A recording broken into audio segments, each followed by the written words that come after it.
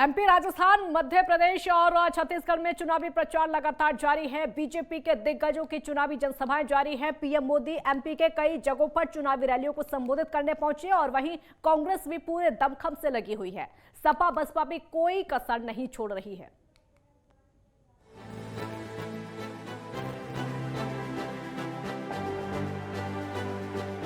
मध्य प्रदेश, राजस्थान और छत्तीसगढ़ में राजनीतिक पार्टियां धुआंधार प्रचार अभियान में जुटी हुई हैं। क्या बीजेपी, क्या कांग्रेस, क्या समाजवादी पार्टी, सभी अपने अपने तरीके से जनता से वोट मांग रही हैं। बीजेपी और कांग्रेस में वार पलटवार का दौर जारी है, जहां एक ओर एमपी में पीएम मोदी और यूपी के सीएम योगी आदित्यनाथ धड़ाधड़ रैलियों को संबोधित कर रहे हैं, तो वहीं दूसरी ओर कांग्रेस की तरफ से मल्लिकार्जुन खड़गे, राहुल गांधी, प्रियंका गांधी, सीएम भूपेश बघेल पूरी ताकत से जुटे हुए हैं। बसपा अध्यक्ष मायावती भी एमपी में चुनाव प्रचार कर रही हैं। क्या मुझे भ्रष्टाचारियों के खिलाफ कार्रवाई करनी चाहिए? भ्रष्टाचारियों को जेल भेजना चाहिए? भ्रष्टाचारियों ने जो लूटा है वो देश को वापस मिलना चाहिए? जो लूटा है वो लौटाना पड़ेगा कि नहीं पड़ेगा? ये आपके आशीर्वाद है ना? मुझे यही आशीर्वाद मेरी ताकत है। मैं भ्रष्टाचार के खिलाफ लड़ाई लड़ने के लिए ही आपने मुझे इस सेवा के लिए जन्म दिया है। साथियों, आज मजाल है कि केंद्र सरकार गरीबों के लिए पैसा भेजे और कोई पंजा बीच में से उसको लूट जाए, वो जमाना चला गया। और मैं इसे कहता हूं कि हमारी पीढ़ी तो सौभाग्यशाली है कि जो कार्य कई सौ वर्षों में नहीं हो पाए, दशकों से नहीं हो पाए, आज उन कार्यों को मूर्त रूप होते हुए हम देख रहे हैं। ये मूर्त रूप विकास के कार्य हो, लोक कल्याणकारी कार्य हो, विरासत का सम्मान हो या आस्था के हमारे भव्य मंदिरों की पुनर्स्थापना का कार्य, ये पूरी भव्यता और पूरी दिव्यता के साथ चल रहे हैं। और यह 2014 के पहले क्या कोई सोचता था कि काशी विश्वनाथ धाम में इतना परिवर्तन आ जाएगा? क्या कोई ये सोचता था कि केदारपुरी फिर से स्थापित हो पाएगी? क्या कोई ये सोच पाता था कि सोमनाथ का मंदिर, जैसे सरदार वल्लभ भाई पटेल ने अपने पुरुषार्थ से स्थापित करवाया, आजादी के बाद भारत की सांस्कृतिक वैभव की पुनर्स्थापना का एक बड़ा अभियान था, उसे भव्य स्वरूप दे पाएंगे? क्या कोई सोचता था कि महाकाल का महालोक इस भव्यता और दिव्यता के साथ फिर से अपनी आभा बिखेरेगा? भाइयों बहनों, लोगों को विश्वास ही नहीं होता था। लोग कहते थे इसको नियति मान चुके थे, लेकिन जब योग्य और सक्षम नेतृत्व आता है तो भाइयों बहनों असंभव को भी संभव बनाने का मादा रखता है। तो 5 तारीख लोगों को पकड़ रहे, कांग्रेस लीडर्स को पकड़ रहे, चीफ मिनिस्टर को पकड़ रहे, धमकी दे रहे, तो यही चीज जो कर रहे हैं ये डेमोक्रेटिक वे नहीं है, लेवल प्लेइंग ग्राउंड नहीं है। ये धमकाना, डराना, ये काम चल रहा है। लेकिन दोस्तों, आप लोग ऐसे नौजवान हैं, ऐसे विचारधारा के लोग हैं, आप कभी डरने वाले नहीं। बात करती हूँ, कुछ घोषणाएं हैं हमारी पार्टी की, वो पढ़ के सुनाती हूँ, उसके बाद अपना भाषण शुरू करूंगी। हमारी जो घोषणाएं हैं उसमें मेरी बहनों, आपके लिए हर महीने 1500 रुपए सीधे आपके खाते में डाले जाएंगे। गेहूं का न्यूनतम समर्थन मूल्य 2600 रुपए होगा। धान का समर्थन मूल्य 2500 रुपए होगा। मेरे किसान भाइयों, जब कमलनाथ जी की सरकार बनी थी, 15 महीनों के लिए वो सरकार रही, उसके बारे में बाद में चर्चा करूंगी, लेकिन उस समय इन्होंने किसानों के कर्ज माफ करने का काम शुरू किया था। उस काम को हम पूरा करेंगे। सरकार बनेगी तो किसानों का कर्ज माफ फिर से होगा।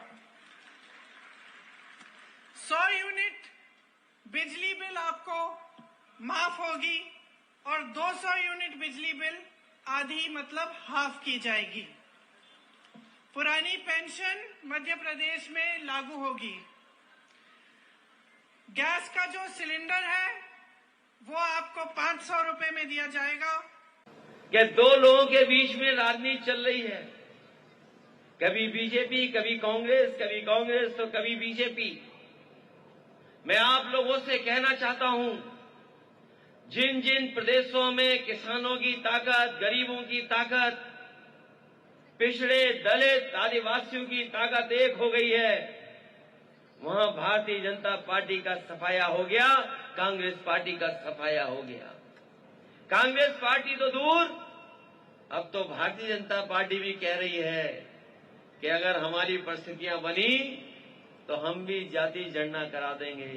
ये जाति जनगणना इसलिए हो रही है कि धीरे धीरे पिछड़ा जागरूक हो गया है, दलित जागरूक हो गया है। भ्रष्टाचार खत्म हुआ कि नहीं खत्म हुआ? हमें तो अभी एक सूची दिखा रहे थे, भारतीय जनता पार्टी की एक किताब बनी है कि कितने घोटाले हुए मध्य प्रदेश में, किताब बनानी पड़ गई। एक किताब बनी है भ्रष्टाचार की, सोचिए 10 साल में एक किताब बन गई। आदिवासियों, पिछड़े वर्गों, मुस्लिम व अन्य धार्मिक अल्पसंख्यक समाज के लोगों को तथा गरीब एवं असहाय लोगों को ही दिया है, जिनकी वहाँ हर मामले में, हर स्तर पर सभी विरोधी पार्टियों की रही सरकारों में उनकी हीन, जातिवादी, संकीर्ण व पूंजीवादी सोच होने के कारण काफी ज्यादा उपेक्षा की गई है। इसके साथ साथ हमने उत्तर प्रदेश में गरीब एवं बेरोजगार लोगों को दूसरी पार्टियों की रही सरकारों की तरह मामूली सा बेरोजगारी भत्ता न देकर उन्हें बड़ी तादाद में सरकारी एवं गैर सरकारी क्षेत्रों में स्थायी रोजगार भी उपलब्ध कराए हैं। एमपी की 230 विधानसभा सीटों में 17 नवंबर को मतदान होगा और छत्तीसगढ़ की बची 70 सीटों पर भी 17 नवंबर को मतदान होगा और राजस्थान में 25 नवंबर को मतदान होगा। इसी के लिए सभी सियासी दल पूरी ताकत झोंके हुए हैं। एक दूसरे पर वार पलटवार का दौर जारी है। अब देखने वाली बात होगी कि 3 दिसंबर को आने वाले रिजल्ट में जनता किसकी झोली में कितनी सीटें डालती है। ब्यूरो रिपोर्ट, नेटवर्क है।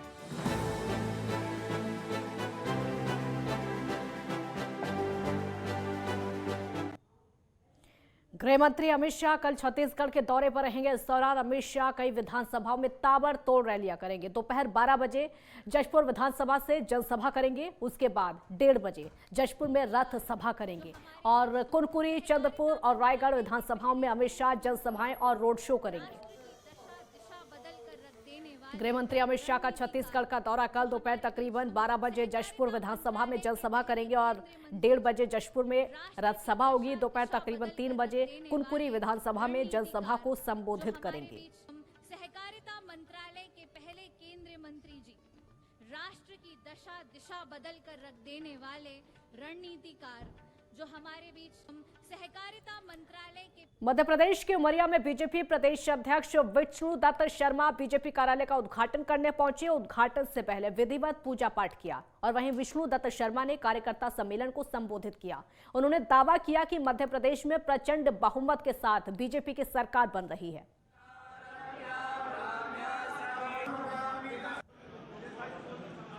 जिला पार्टी के कार्यालय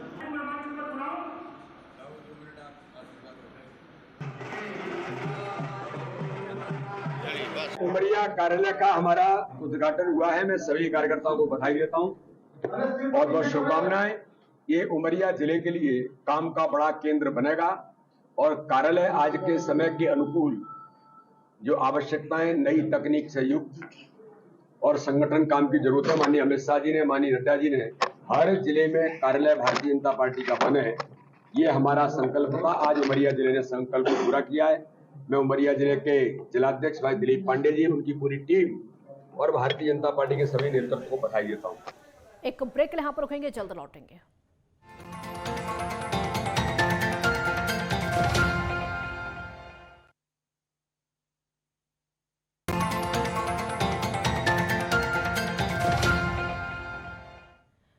ब्रेक के बाद एक बार फिर स्वागत है आपका। छत्तीसगढ़ के रायपुर जिले के आरंग सीट से कांग्रेस ने कद्दावर मंत्री डॉक्टर शिव कुमार डहरिया को फिर से मैदान में उतारा है।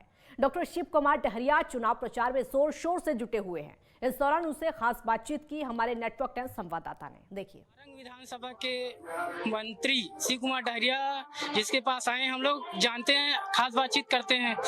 सर, आपको ये बता दें कि कांग्रेस की और बीजेपी की दोनों की घोषणा पत्र आ चुकी है, तो आप बीजेपी की घोषणा पत्र को कैसे देखते हो? बीजेपी का घोषणा पत्र हमेशा झूठ का पुलिंदा होता है। पहले इन लोगों ने जो घोषणाएं की थी 2003 में, 2008 में, 2013 में, उन घोषणाओं को भारतीय जनता पार्टी ने पूरा ही नहीं किया। जिस तरह से किसानों के कई सौ रुपया समर्थन मूल्य, 300 रुपये बोनस देने की बात कही थी। 2003 में इन लोगों ने कहा था आदिवासियों को जर्सी गाय देंगे, युवाओं को बेरोजगारी भत्ता देंगे, किसानों का कर्जा माफ करेंगे। इन लोगों ने नहीं किया। हम लोगों ने पिछले चुनाव में जो 36 घोषणाएं की थी कांग्रेस ने, उन सारी घोषणाओं को हम लोगों ने पूरा किया है। 36 में 35 वादे पूरे किए हैं और इस समय जो वादे हैं हम लोगों ने किए हैं उनको भी पूरा करेंगे। इस बार भी किसानों का कर्जा माफ किया जाएगा, 200 यूनिट तक बिजली बिल हाफ किया जाएगा और महिलाओं को 500 रुपए में सिलेंडर देंगे। और युवाओं, स्वास्थ्य के क्षेत्र में, शिक्षा के क्षेत्र में हमारी सरकार ने बेहतर काम किया। 17.5 लाख ग्रामीण आवास भी देंगे। सर, ये 75+, ये नारा तो छत्तीसगढ़ की जनता ही लगा रही है अब की बार 75 पर, लेकिन हमारा टारगेट तो 90 की 90 सीटें हैं। हमारे पार्टी जो है 90 की 90 सीटें जीतेगी। आप यहाँ से लमसम कितना हजार वोटों से विजय प्राप्त कर सकते हैं? देखिए, पिछले समय तो 25,000 वोटों से लोगों ने जिताया था। इस बार उससे ज्यादा वोटों से जिताने का जनता ने वादा किया है। मैं रायपुर से नेटवर्क 10 दुर्गा प्रसाद बंजारे की रिपोर्ट, आरंग। पूर्व मुख्यमंत्री दिग्विजय सिंह ने एक बार फिर से ईवीएम और चुनाव आयोग पर सवाल खड़े कर दिए हैं। ग्वालियर में दिग्विजय सिंह ने कहा कि ईवीएम के सॉफ्टवेयर की जानकारी सिर्फ चुनाव आयोग को है। बीजेपी वाले ईवीएम मशीन में गड़बड़ी करके अपने वोट बढ़ा सकते हैं। उन्होंने कहा कि जब बांग्लादेश और पाकिस्तान में ईवीएम का इस्तेमाल नहीं होता तो फिर हमारे यहाँ क्यों? दिग्विजय सिंह ने कार्यकर्ताओं से सतर्क रहने की अपील की। ये मशीन में ही गड़बड़ी करती है तो वोट इधर उधर का नहीं कर सकती है, लेकिन भाजपा का वोट बढ़ा सकती है। क्योंकि कोई भी मशीन में जिससे चिप डली हो, वो मशीन चलाने वाले का आदेश नहीं मानेगी, वो मानेगी उसके अंदर जो सॉफ्टवेयर डला हुआ है। और सॉफ्टवेयर डला हुआ है उसकी जानकारी केवल इलेक्शन कमीशन को है और किसी को नहीं है देश में, जो अपने आप में हमारा शक जो है ईवीएम के प्रति साबित करता है। अरे कोई भी देश में ईवीएम की चुनाव नहीं होता। पाकिस्तान और बांग्लादेश ने भी खत्म कर दिया, लेकिन ठीक है, हम उसको बर्दाश्त करेंगे।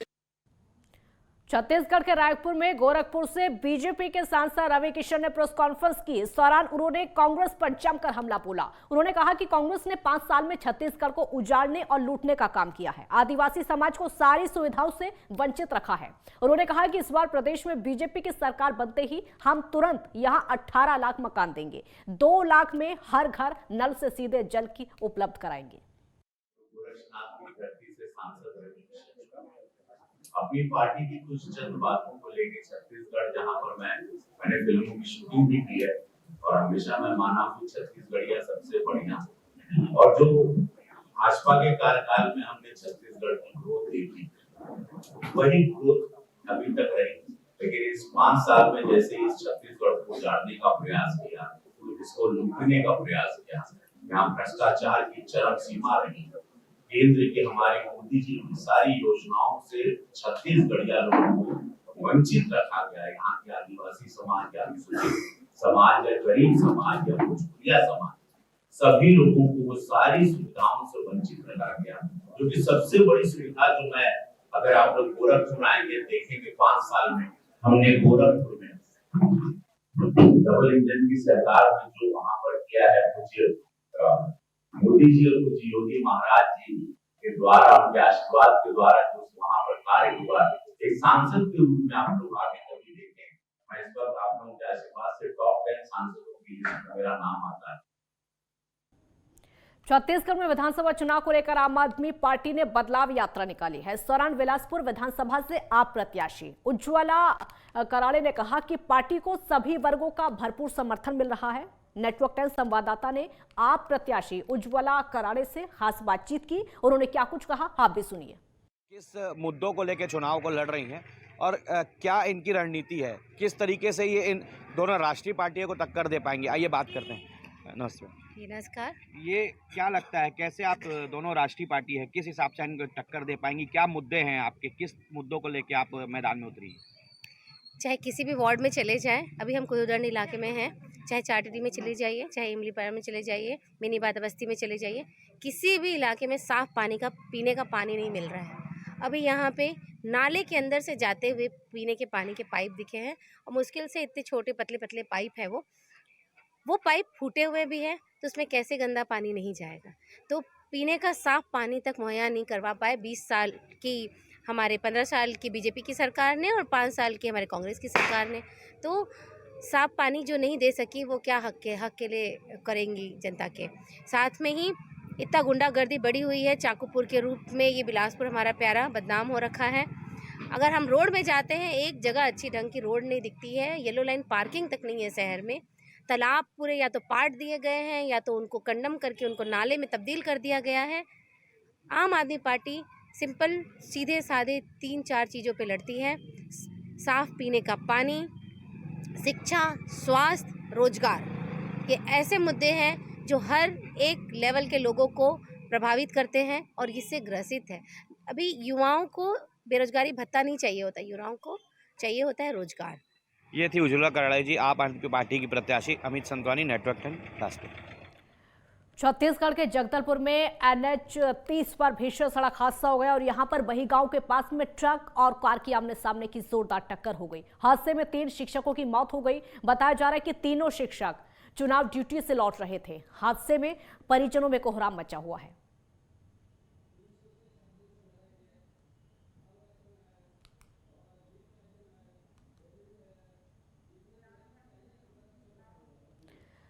छत्तीसगढ़ के मुख्यमंत्री भूपेश बघेल ने खरोरा में एक जनसभा को संबोधित किया और इस दौरान उन्होंने बीजेपी पर जमकर निशाना साधा। विधानसभा चुनाव 2023 की तैयारी लगातार चल रही है और मुख्यमंत्री भूपेश बघेल की यह जनसभा हुई जहां पर बीजेपी पर निशाना साधते हुए नजर आए।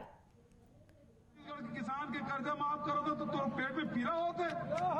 हम एक बार नहीं, बड़े बड़े उद्योगपति जन अडानी बरोबर है 24 लाख करोड़ रुपए माफ कर दे तब कोई बात नहीं, और छत्तीसगढ़ के किसान के कर्जा माफ करो तो पेट में पीरा होते।